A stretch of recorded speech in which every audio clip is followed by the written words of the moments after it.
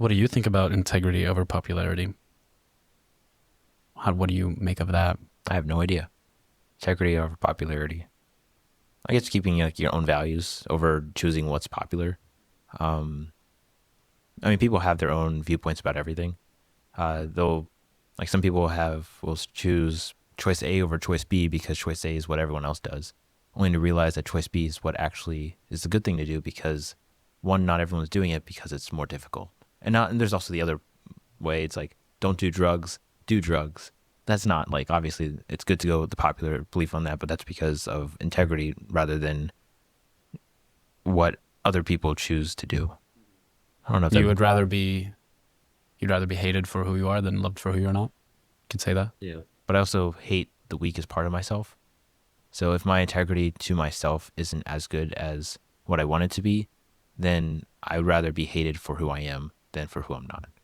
Because that's not What do you hate the weakest part of yourself? Why is there even hate? It's the side of me that kind of gives into temptations. Like, should I eat a donut? Yeah, I feel like eating a donut.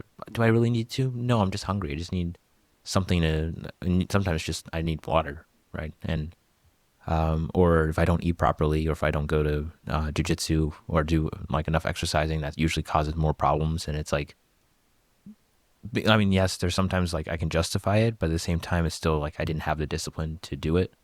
So in my mind, that's a weak part of me that I'm not where I want to be because of the small little things that are keeping me from getting there.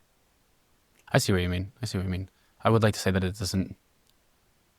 I don't know. There's no reason, in my opinion, to hate for that. Like it's such an unnecessary, especially when it comes to yourself. I understand. I have the same. Like discipline is a constant battle, right? It's just tiny battles that happen so many times throughout the day. And yeah, whatever choice you make might affect other choices that you make and turn into how it affects bigger choices and stuff like that. But I think hating, especially on yourself, doesn't lead to a whole lot of good. You know what I mean? Yeah. Well, I don't hate who I am. So I kind of think of it like three people. There's the future self, my present self, and then my weakest self. Not necessarily my past, but my weakest self. So the future self is the one I want to be, the person that I know is going to be able to take care of my wife properly, be able to raise my kids in a way that they'll be successful and that they'll also instill the values that I have in myself. I have my present me, which is the most like kind of like a gray area. So it's not someone who is perfect. It's also someone who's not imperfect. It's like a almost like a Schrodinger's cat. It's neither there nor not there until it's observed. So it's like a gray area. And then there's the weakest self, which is the person that just keeps doing the things that I know won't get me to my future. So it's not like I hate myself. I just see it as one part of me that if I have to battle something, I'm going to battle that one. Yeah, this is definitely a good way to think about it. Like you're battling that part of yourself. Absolutely. And we all do that all the time. I did like how you said your past self basically kind of is your weakest self. That's a good way to think about it. My weakest self is not my past self. So the way I was doing it, it kind of seemed like there's a future, present, and past, but it's future, present, and weak. Because, or maybe another way. Why even think of yourself as weak though? You don't need to. Like even though there's parts of what you want to do that you're struggling to do what's right according to what you think is right, but I don't think that necessarily means it doesn't have to be a weakness thing. It's I would say you said you're not perfect, but you're not perfect either. It's like you're incomplete. Your present self is incomplete because you're in the process of learning. The process of learning from every action that you take, every mistake that you make, all of your experience. That would be my present self, the gray area. They're both in the hyper state of both being the future and the weak. It's kind of, so if you kind of think of like, you have order, and kind of like storytelling. You've got order and then you have chaos. Chaos would be, order would be structure, and chaos is the disruption. Order being my future, because I know there's a structure, there's a certain level of quality. Of course, I'm not saying that it's going to be 100% perfect. There's still going to be chaos in there, but I'm saying that the small little things won't be a problem. Like I'm not going to get bogged down by taxes. I'm not going to be bogged down by world events about small little petty little people walking by and saying, oh, that guy looks ugly. well, yeah, I know I look ugly. You don't have to tell me. I can see the mirror every day. So you have order, which is where I want to be in, and have like the inner peace, the peace of mind.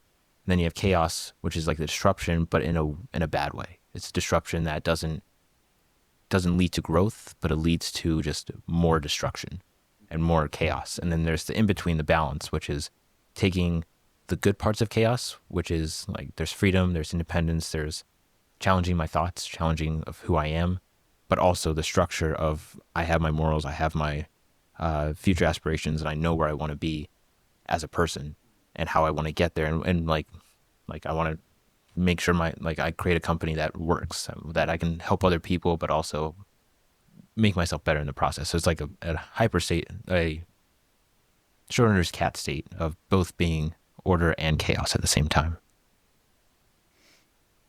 That's cool. That's a good way to think about it.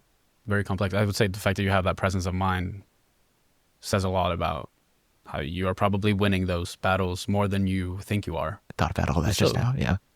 That's clearly what's going on in your head. So that kind of tells me that I think you're winning a lot of those battles a lot more than you think you do.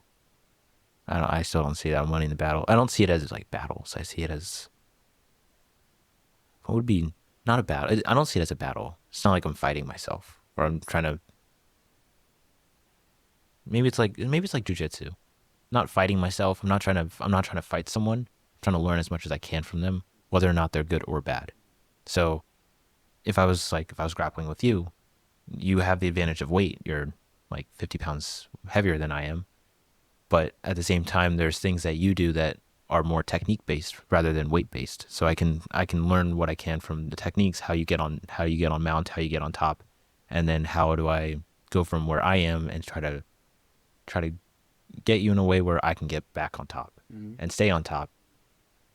So it's not so much. It's more of a, what do they call it? It's not a grapple. They call it like a flow.